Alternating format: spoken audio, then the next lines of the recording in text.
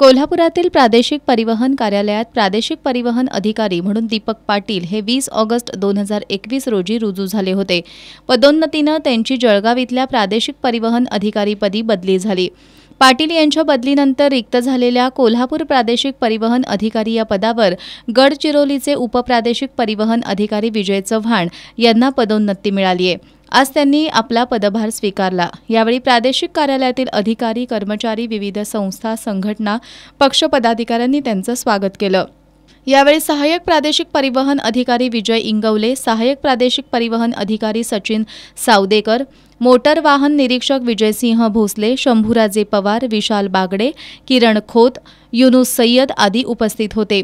चव्हाण यांनी आतापर्यंत परभणी, नागपूर, वर्धा, भंडारा, गोंदिया आणि गडचिरोली इथं सेवा बजावली आहे। यावेळी बोलताना त्यांनी ड्रायव्हिंग टेस्ट सेंटरच्या कामासाठी प्राधान्य देऊ असं सांगितलं।